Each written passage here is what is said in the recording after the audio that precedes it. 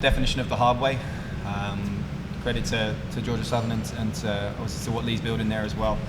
It's a significantly improved Georgia Southern team through the 2 years that he's been here. And, they showed us for a moment how costly some of the missed chances early in the game may have been, but a credit to the group, to this young man here for the resilience we showed and obviously the strength of character to fight back from the most difficult position maybe we've been in this year. Questions? Dan, how much did the penalty kick goal from Marcus change this complexion of the game before halftime? It was huge. Yeah, the timing of it, obviously the lift it gave not just us but the crowd as well, and we kind of carried that momentum out into the second half. Had some good early chances early in the second half as well. So that was huge. We'd have felt like we needed to score really early if we hadn't have got that one in the second half. So obviously a nice way to give the guys a little lift just before we went in at halftime. You put Carlos in there to start the second half. Was that the game plan going in, or was that just a halftime adjustment? And he gave you good quality minutes. Just a thought on that as well. No, we just it's a really, really delicate balance, and we have a lot of quality at depth. No one got dropped today.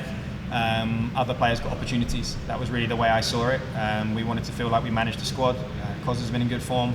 Tristan had done really, really well and not played for a few games, and it was kind of an opportunity to make sure he stays sharp and gets out there. He played that position against him last time and did particularly well.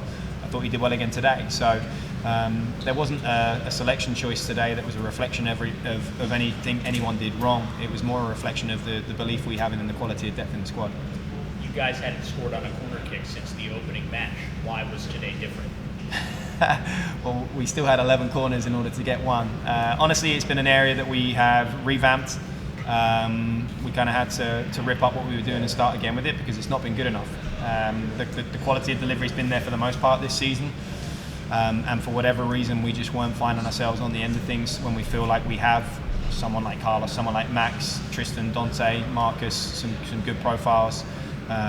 Sergio now a little bit more, hopefully, to put himself in areas to get on the end of things. So incredibly important and incredibly pleased it came today. But we'll need more. We'll need to be more prolific on set pieces the longer down the stretch we go. Coach, I know you like a pitch that's well watered. So does that help you a little bit in conditions like this? It was really slick. Obviously, Mother Nature played a part today. It wasn't thanks to the sprinkler system that we have. So you could tell the players before the game just adjusting to that first touch and how easy it is for the ball to slip away if you don't just adjust your body quite enough. But yeah, we want to play a brand of football that allows us to move the ball quickly, and if we can speed up the surface, then absolutely we'd like that and prefer that. Sergio, you guys go down 2-0. You had not trailed 2-0 at home in 2 years. Why didn't this group let that break their resolve?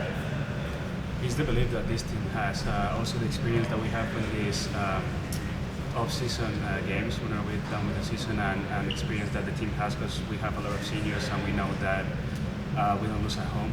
We have such an incredible record at home, and with the crowd, the lead that they gave us with that late goal in the first half, I think that gave us a lot of energy in order to come up on the second half, have a great energy, and then go out for the second and third goal and win the game.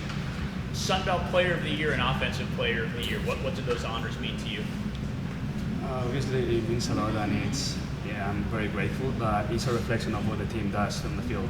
If the team wasn't as successful and if the team didn't play as good as we do, and we didn't have such great players as we do, I wouldn't get these recognitions. I'm just glad to play for this team and this program. Dan, can you explain how Sergio has worked for that award, doing it all in the same place? Yeah, it's Sergio's just a shining example of what 4 years in one location can do. 5 years, sorry, Serge. It was funny. I was with the rain today. I was referencing what was my first ever game with Charlotte during that COVID spring season, which would have been Sergio's as well, a very, very long time ago. We preach development. We feel like it's a separating factor in terms of what we have here at West Virginia that maybe others don't do to the level of detail that we do. but it takes a player to buy in, the consistency to the grind. This guy, in terms of what he does in the spring season, he's our strength and conditioning coach's favourite player, right? In terms of how much he prides himself in that. But it's the extra details, the extra 1% that players learn and develop through that process. This guy lives and breathes like a true pro. He takes care of all the little details off the field, and then he's improved. Sergio came here as conceivably as kind of a left wing back option for us in a back five system when we were still figuring things out, and now he's arguably the most prolific right winger in the country. And if you let him cut in on his left foot, he's dangerous. If you let him get in the box, he can score with his head. So. You guys have asked me this question so many times this season. What happened with Sergio? This magical start, and there's not anyone in the team, anyone on the staff that's surprised by the success he's had this year. He's earned it, and he's grind over a long period of time, and that's what happens. And I hope that the young players that see that and can recognise that journey, value that, and are ambitious to have that kind of trajectory as Sergio has. Coach mentioned adjusting to the conditions some. Did you have to make any changes in the way you ran, your footing, things like that during this game? No, not really. I mean, it's obviously a little bit more sleepy with the conditions, but I love this weather. I love to play under these conditions because the ball runs quick, and I feel like that favors us and the style that we have when we play. What is it like to score a game-winning goal in a knockout game in which your team trailed 2-0?